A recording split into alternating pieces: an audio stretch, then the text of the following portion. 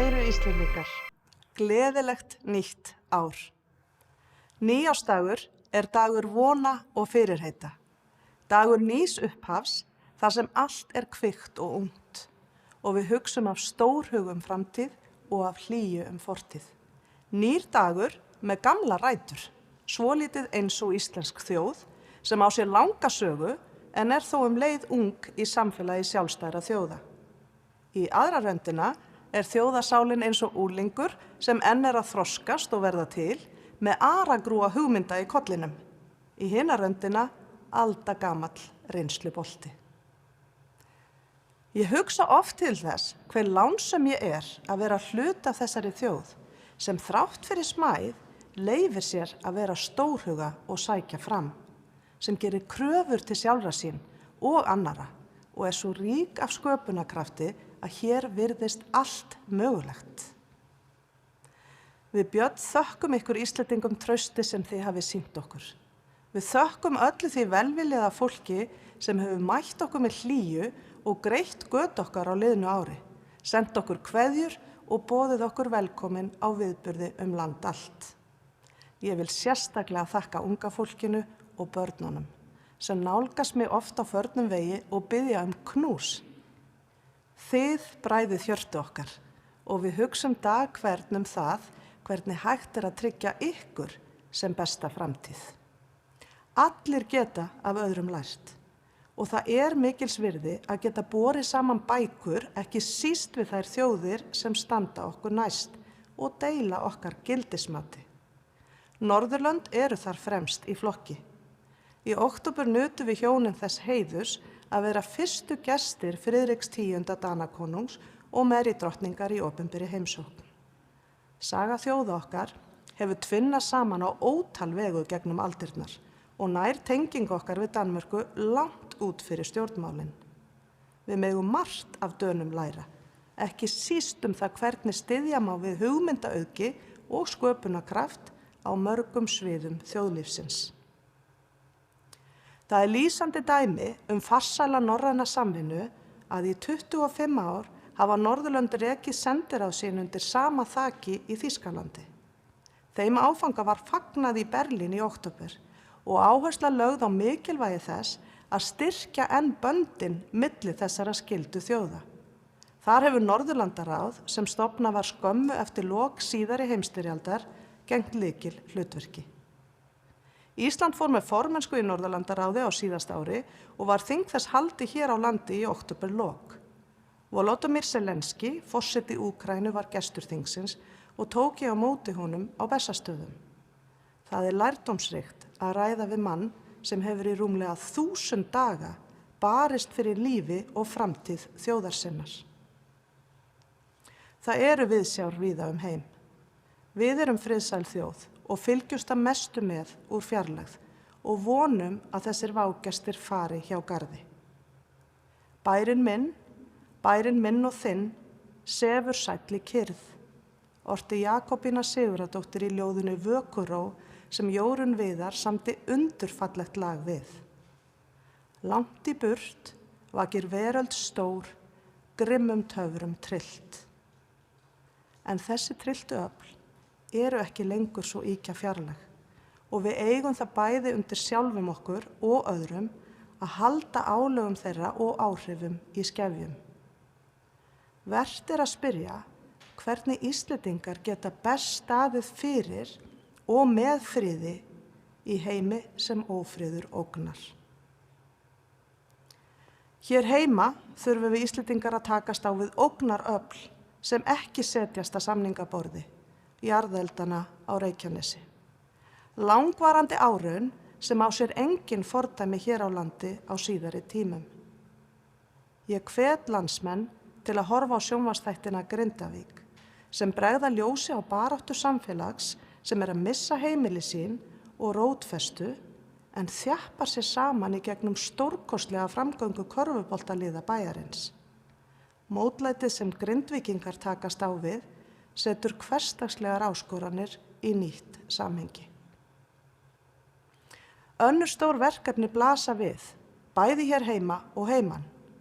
Þar má nefna vaxandi vanlíðan, einmanaleika og ofbeldi. Við þessu þurfum við að bregðast með samstöðu það sem skiptir okkur öll máli. Heilbrigt samfélag þar sem allir fá notið sín. Lagið sem leikið var á undan ávarpi mínu var samið af ungum stúlkum í grunnskólanum austan Vatna á Hofsósi í tilefni af degi íslenskrar tungu.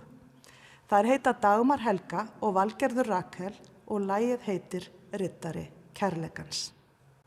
Ungu stúlkurnar biðla til okkar að gerast riddarar kærleikans og segja: vertu sól fyrir þá sem birtuna ei sjá. Íslendingar þekkja bæði dimma dali og miðnætur sól. Í mínum huga er okkar helsti styrkur hvernig við mætum til leiks þegar á reynir. Í samfélagi okkar eru ótal dæmi riddara kærleikans. Sjálfboðaliða sem leggja á sig ómælda vinnu fyrir aðra. Björgunarsveitirnar, kvenfélögin, íþróttahreyfingin og öll líknarfélögin, svo dæmi séu nefnd. Á liðnu ári fagnaði Rauði krossinn á Íslandi 100 ára afmæli. 100 ár af mannúð tugþúsunda sjálfboðaliða. Við þökkum og erum stolt af þessum kyndilberum. Íslendingar bættust óvænt í hóp þeirra mörgu þjóða sem héldu þingkosningar á liðnu ári, en aldrei hafa fleiri gengið að kjörborði heimallan en árið 2024.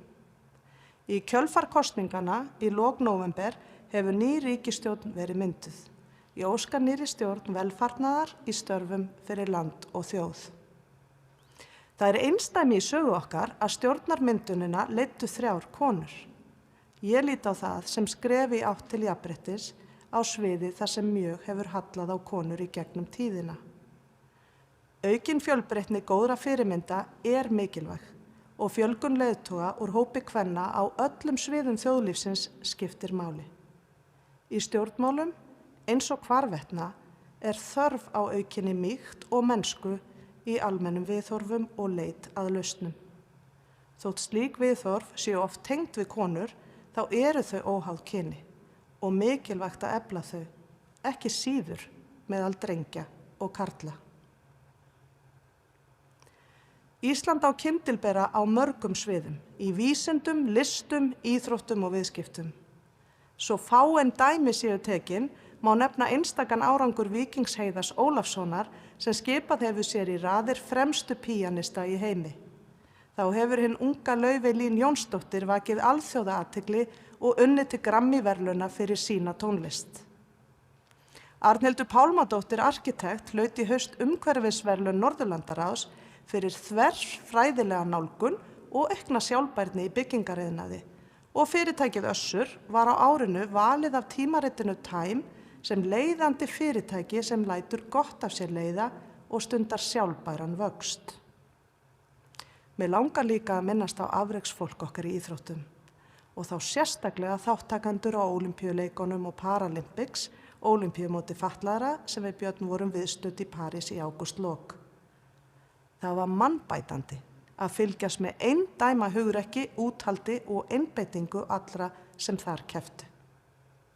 Ég vil líka fyrir hönd okkar hjóna þakka fyrir allar listsýningarnar, leikhúsin, kvikmyndirnar og tónleikana sem við höfum fengið að njóta undanfarna mánuði.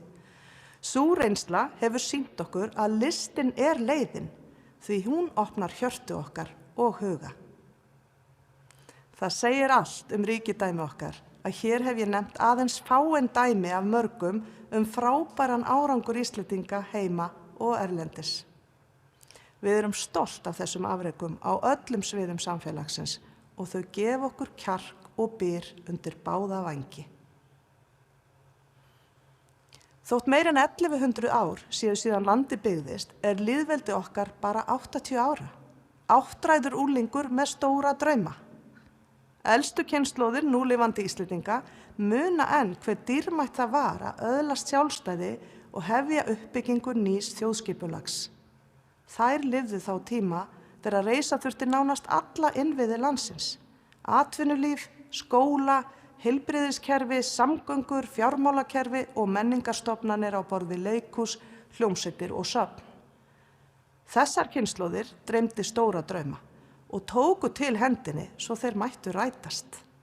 Við eigum þeim allt að þakka og við eigum að nema af reynslu þeirra. Svo megum við láta okkur dreyma stóra drauma það sem við ætlum að gera næstu 80 árin til að skapa það samfélag sem við viljum búa börnum okkar. Einn þeirra, sem var ungur maður þegar lýðveldi var stofnað, hvatti okkur nú í árslok eftir langa og farsæla ævi. Jón Nordal, tónskáld og skólastjóri tónlistarskólans í Reykjavík. Eftir hann liggur fjölbreytt safn tónsmíða sem skipa honum í raðir fremstu tónskáld okkar á 20. öld. Innan stór og metnaðarfull verk skín lítil perla sem allir Íslendingar þekkja og syngja við ljóð Jónasar Hallgrímssonar. Smávinir fagrir, foldar skart. Það varla til sá kór á landinu sem ekki hefur sungið þetta lag.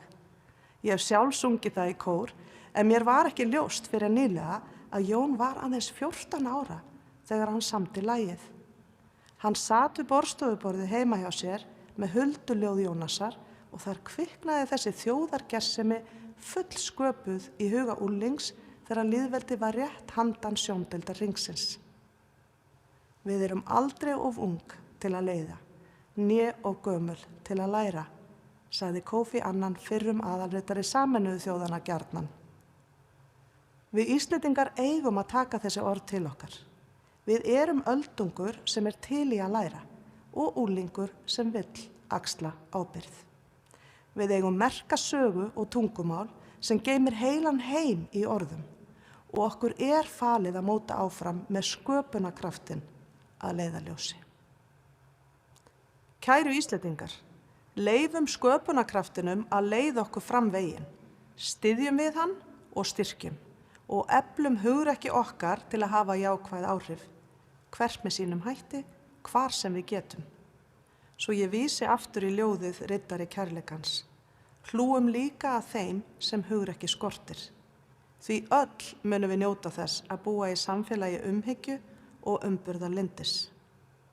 Veljum vel bæði orð okkar og gjörðir. Öll erum við einhverjum fyrirmynd og því fleiri sem velja að vera riddarar kærleikans, þeim mun bjartari verður framtíðin. Við Björn og fjölskyldan öll ítrekum þakkir okkar fyrir góð og hlý kynni og vonum að nýtt ár verði ykkur öllum gleði og gæfuríkt. Verum sól fyrir þá sem birtuna ei sjá.